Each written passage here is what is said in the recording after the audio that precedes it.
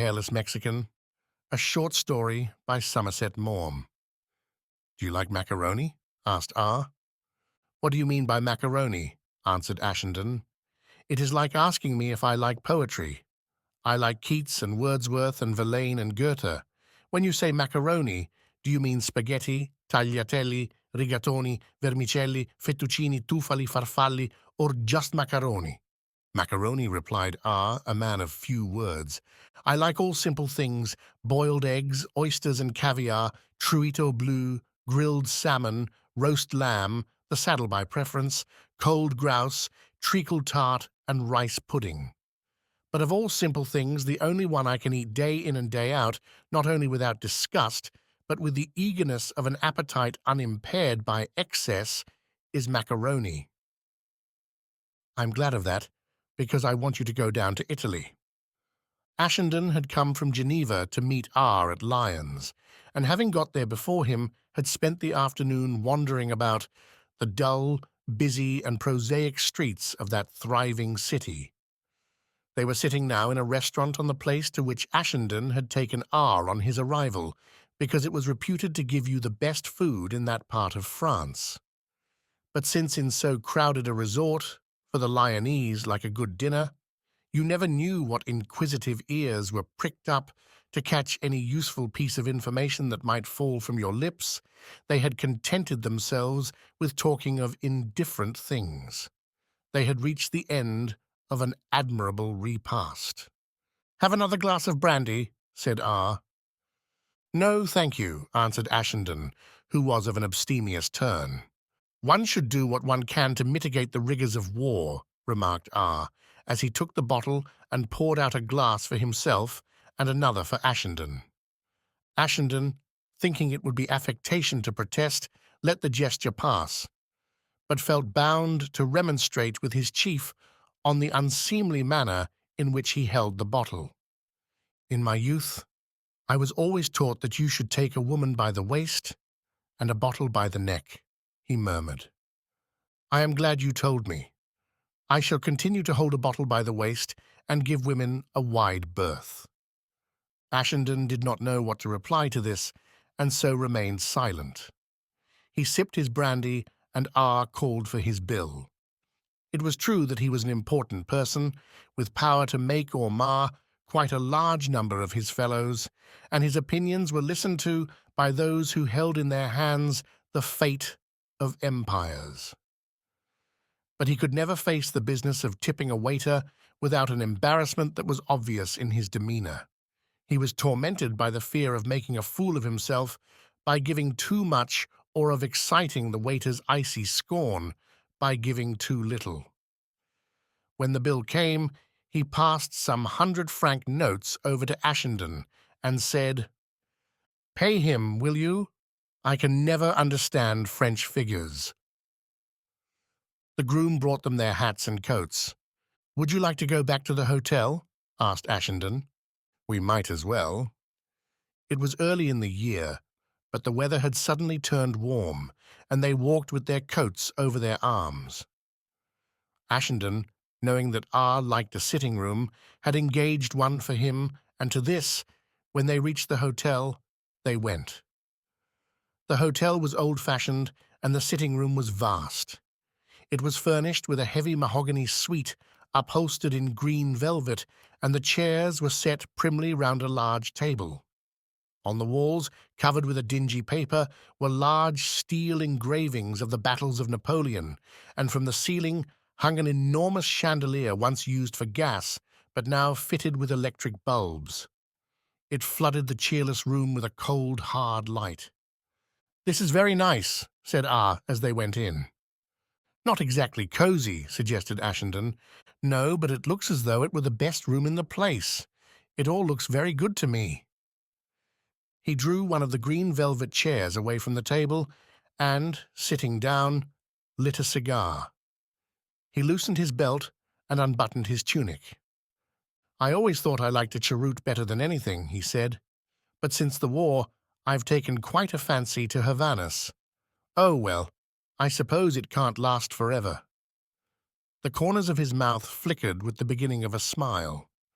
"It's an ill wind," that blows nobody any good.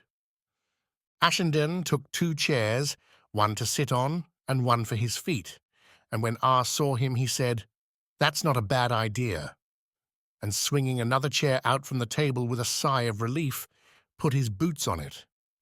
"What room is that next door?" he asked. "That's your bedroom." "And on the other side?" "A banqueting hall." R got up and strolled slowly about the room, and when he passed the windows, as though in idle curiosity, peeped through the heavy rep curtains that covered them, and then returning to his chair once more comfortably, put his feet up. "It's just as well not to take any more risk than one need," he said. He looked at Ashenden reflectively. There was a slight smile on his thin lips, but the pale eyes, too closely set together, remained cold and steely. R's stare would have been embarrassing if Ashenden had not been used to it. He knew that R was considering how he would broach the subject that he had in mind. The silence must have lasted for 2 or 3 minutes. "I'm expecting a fellow to come and see me tonight," he said at last. "His train gets in about 10. He gave his wristwatch a glance. "He's known as the Hairless Mexican." "Why?" "Because he's hairless and because he's a Mexican." "The explanation seems perfectly satisfactory," said Ashenden. "He'll tell you all about himself. He talks 19 to the dozen. He was on his uppers when I came across him. It appears that he was mixed up in some revolution in Mexico and had to get out with nothing but the clothes he stood up in. They were rather the worse for wear when I found him. If you want to please him, you call him General. He claims to have been a general in Huerta's army. At least I think it was Huerta. Anyhow, he says that if things had gone right, he would be Minister of War now, and no end of a big bug. I've found him very useful. Not a bad chap. The only thing I really have against him is that he will use scent." "And where do I come in?" asked Ashenden. "He's going down to Italy. I've got rather a ticklish job for him to do, and I want you to stand by. I'm not keen on trusting him with a lot of money.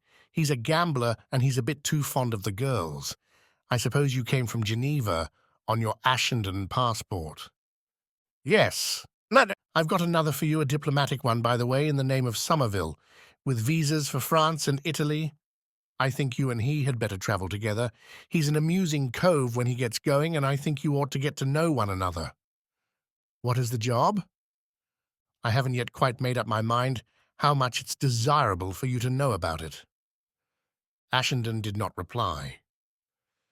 They eyed one another in a detached manner, as though they were strangers who sat together in a railway carriage, and each wondered who and what the other was.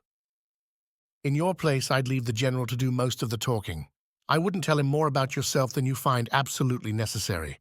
He won't ask you any questions, I can promise you that. I think he's by way of being a gentleman after his own fashion.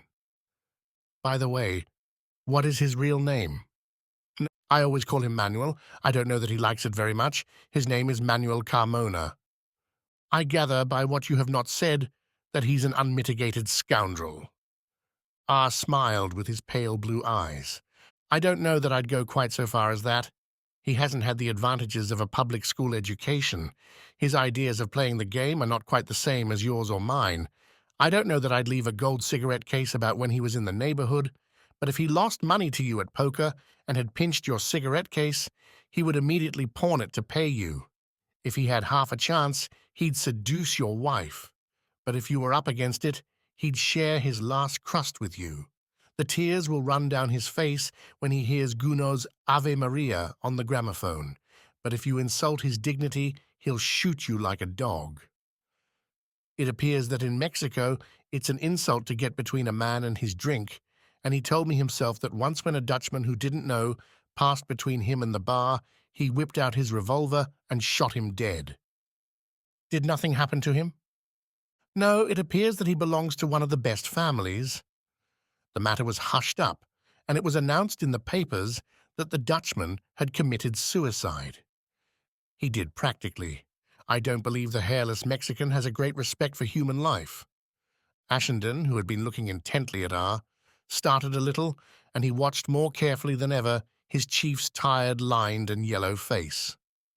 He knew that he did not make this remark for nothing. Of course, a lot of nonsense is talked about the value of human life. You might just as well say that the counters you use at poker have an intrinsic value. Their value is what you like to make it. For a general giving battle, men are merely counters, and he's a fool if he allows himself for sentimental reasons to look upon them as human beings. But you see, they're counters that feel and think, and if they believe they're being squandered, they are quite capable of refusing to be used anymore. Anyhow, that's neither here nor there. We've had information that a man called Constantine Andreadi is on his way from Constantinople with certain documents that we want to get hold of. He's a Greek. He's an agent of Enver Pasha, and Enver has great confidence in him. He's given him verbal messages that are too secret and too important to be put on paper. He's sailing from the Piraeus on a boat called the Ithaca and will land at Brindisi on his way to Rome. He's to deliver his dispatches at the German embassy and impart what he has to say personally to the ambassador. I see.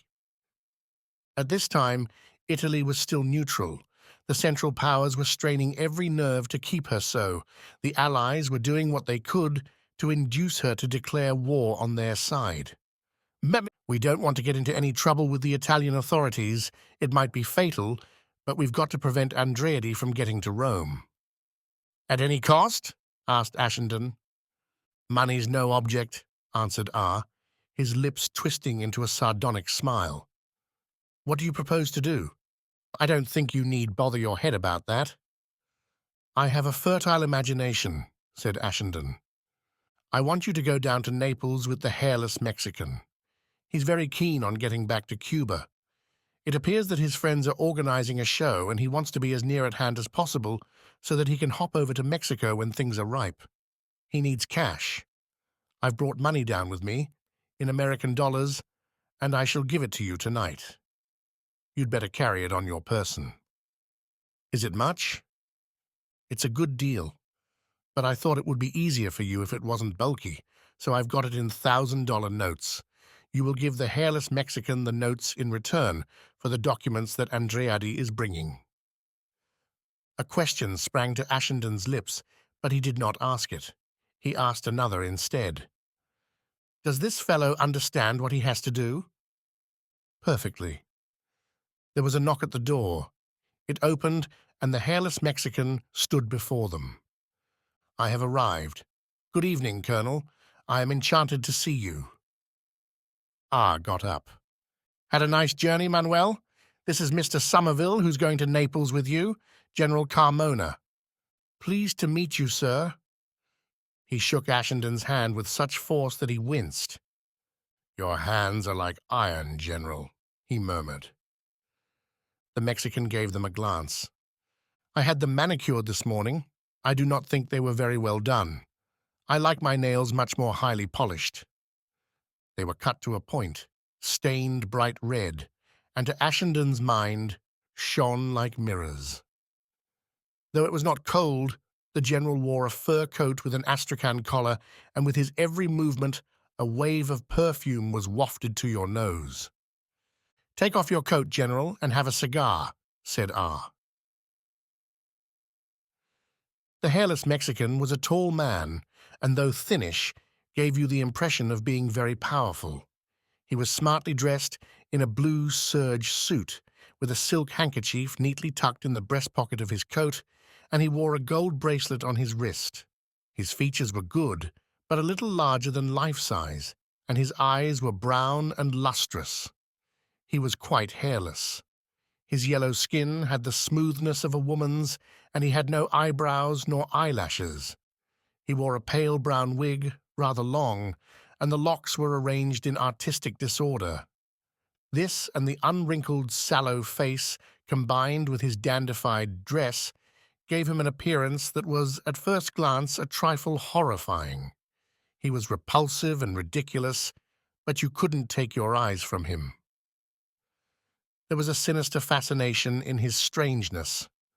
He sat down and hitched up his trousers so that they should not bag at the knees. Well, Manuel, have you been breaking any hearts today? Said R with his sardonic joviality. The general turned to Ashenden. Our good friend, the colonel, envies me my successes with the fair sex. I tell him he can have just as many as I if he will only listen to me. Confidence, that is all you need. If you never fear a rebuff, you will never have one. Nonsense, Manuel. One has to have your way with the girls. There's something about you that they can't resist. The hairless Mexican laughed with a self-satisfaction that he did not try to disguise. He spoke English very well, with a Spanish accent, but with an American intonation. But since you ask me, Colonel, I don't mind telling you that I got into conversation on the train with a little woman who was coming to Lyons to see her mother-in-law. She was not very young, and she was thinner than I like a woman to be, but she was possible, and she helped me to pass an agreeable hour. Well, let's get to business, said R. I'm at your service, Colonel. He gave Ashenden a glance. Is Mr. Somerville a military man? No, said R.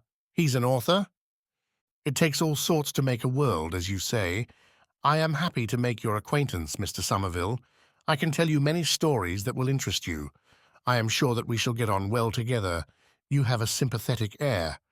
I'm very sensitive to that. To tell you the truth, I am nothing but a bundle of nerves, and if I am with a person who is antipathetic to me, I go all to pieces. I hope we shall have a pleasant journey, said Ashenden. When does our friend arrive at Brindisi? Asked the Mexican, turning to R. He sails from the Piraeus on the Ithaca on the 14th. It's probably some old tub, but you'd better get down to Brindisi in good time. I agree with you. R got up and, with his hands in his pockets, sat on the edge of the table. In his rather shabby uniform, his tunic unbuttoned, he looked a slovenly creature beside the neat and well-dressed Mexican. Mr. Somerville knows practically nothing of the errand on which you are going, and I do not desire you to tell him anything. I think you had much better keep your own counsel. He is instructed to give you the funds you need for your work, but your actions are your own affair. If you need his advice, of course, you can ask for it. I seldom ask other people's advice and never take it. And should you make a mess of things, I trust you to keep Mr. Somerville out of it. He must on no account be compromised. I am a man of honor, Colonel, answered the hairless Mexican with dignity, and I would sooner let myself be cut in 1,000 pieces than betray my friends. That is what I have already told Mr. Somerville. On the other hand, if everything pans out, okay, Mr. Somerville is instructed to give you the sum we agreed on in return for the papers I spoke to you about. In what manner you get them is no business of his. That goes without saying. There is only one thing I wish to make quite plain. Mr. Somerville understands, of course, that I have not accepted the mission with which you have entrusted me on account of the money. Quite, replied R, gravely, looking him straight in the eyes.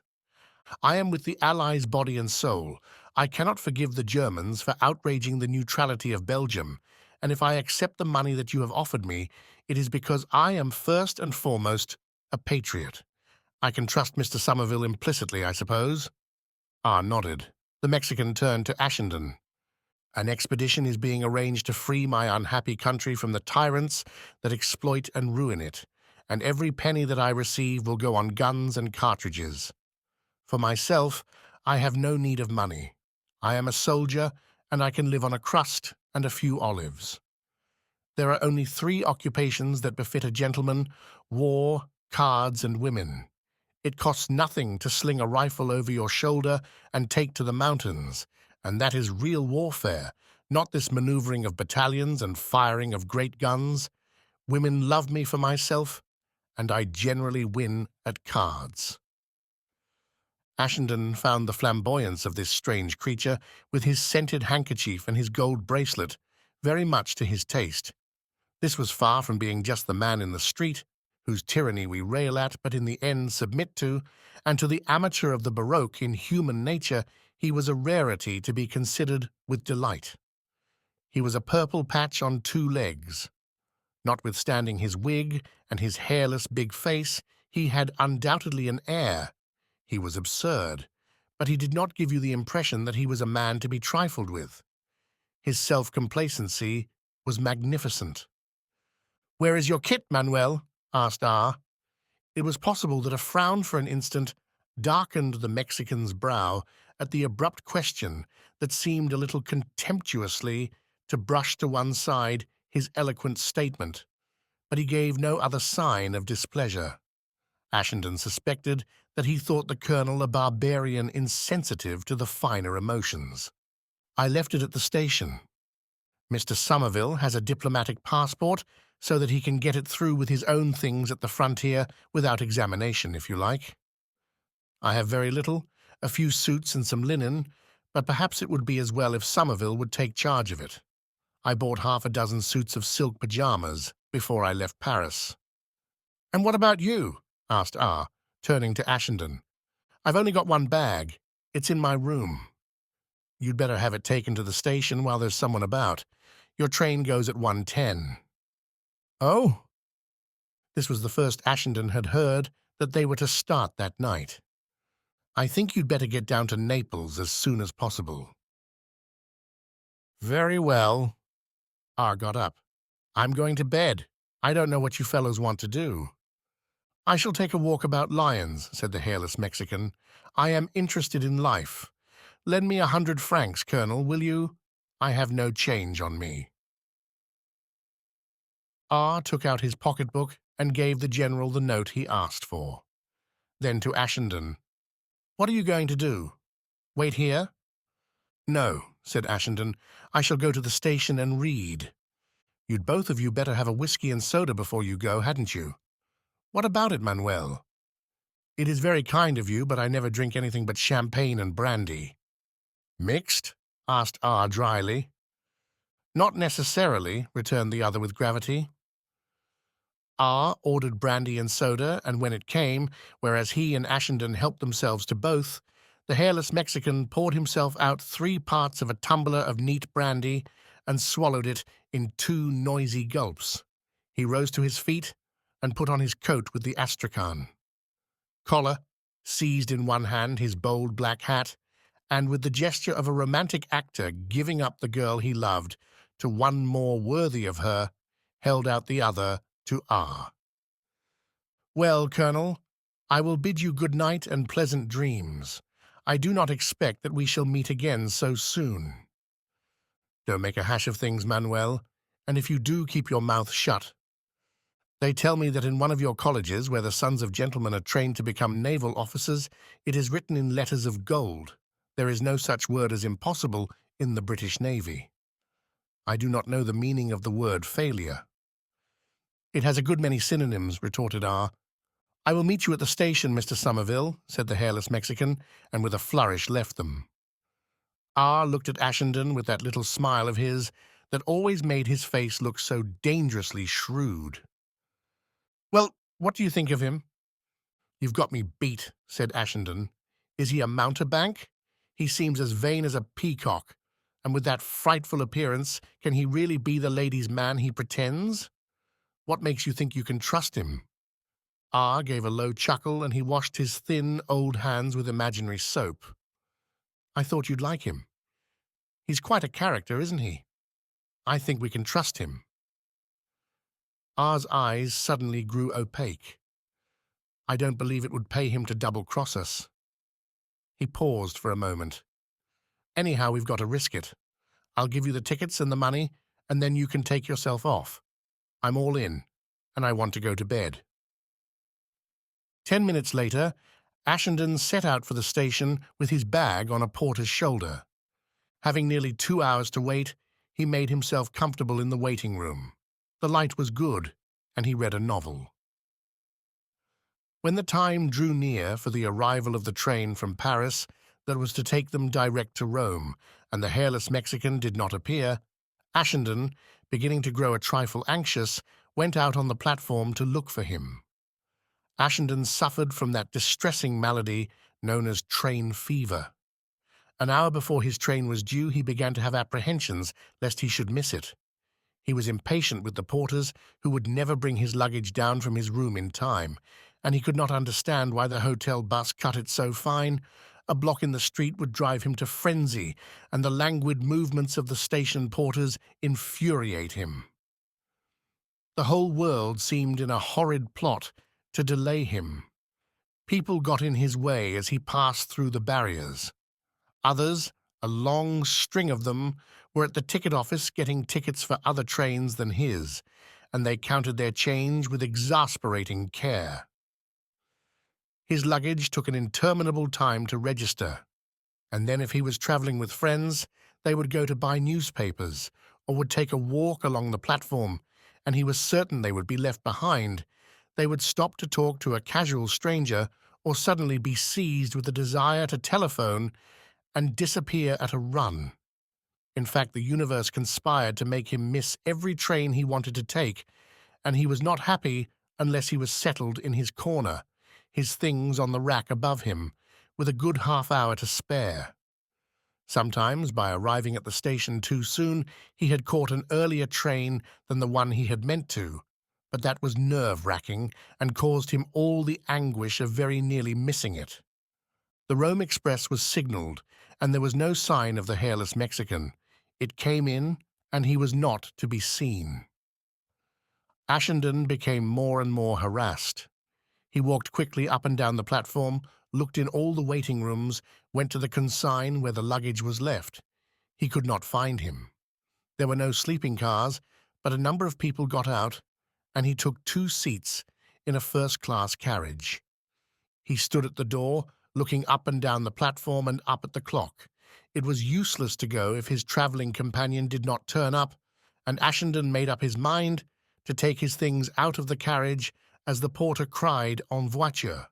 But by George, he would give the brute hell when he found him. There were 3 minutes more, then 2 minutes, then 1. At that late hour, there were few persons about, and all who were travelling had taken their seats. Then he saw the Hairless Mexican, followed by 2 porters with his luggage and accompanied by a man in a bowler hat, walk leisurely onto the platform. He caught sight of Ashenden and waved to him. "Ah, my dear fellow, there you are. I wondered what had become of you. Good God, man, hurry up, or we shall miss the train." "I never miss a train. Have you got good seats? The chief de gare has gone for the night. This is his assistant." The man in the bowler hat took it off when Ashenden nodded to him. "But this is an ordinary carriage. I'm afraid I could not travel in that." He turned to the station-master's assistant with an affable smile. "You must do better for me than that, mon cher." "Certainement, mon général, I will put you into the salon lit, of course." The assistant station-master led them along the train and put them in an empty compartment where there were 2 beds. The Mexican eyed it with satisfaction and watched the porters arrange the luggage. "That will do very well. I am much obliged to you." He held out his hand to the man in the bowler hat. "I shall not forget you, and next time I see the minister, I will tell him with what civility you have treated me." "You are too good, General. I shall be very grateful." A whistle was blown, and the train started. "This is better than an ordinary first-class carriage, I think, Mr. Somerville," said the Mexican. "A good traveller should learn how to make the best of things." But Ashenden was still extremely cross. "I don't know why the devil you wanted to cut it so fine. We should have looked a pair of damned fools if we'd missed the train." "My dear fellow, there was never the smallest chance of that. When I arrived, I told the station-master that I was General Carmona, Commander-in-Chief of the Mexican Army, and that I had to stop off in Lyons for a few hours to hold a conference with the British Field Marshal. I asked him to hold the train for me if I was delayed, and suggested that my government might see its way to conferring an order on him. I have been to Lyons before. I like the girls here. They have not the chic of the Parisians, but they have something. There is no denying that they have something. Will you have a mouthful of brandy before you go to sleep?" "No, thank you," said Ashenden morosely. "I always drink a glass before going to bed. It settles the nerves." He looked in his suitcase and without difficulty found a bottle. He put it to his lips and had a long drink, wiped his mouth with the back of his hand, and lit a cigarette. Then he took off his boots and lay down. Ashenden dimmed the light. "I have never yet made up my mind," said the hairless Mexican reflectively, "whether it is pleasanter to go to sleep with the kisses of a beautiful woman on your mouth or with a cigarette between your lips. Have you ever been to Mexico? I will tell you about Mexico tomorrow. Good night." Presently, Ashenden heard from his steady breathing that he was asleep, and in a little while himself dozed off.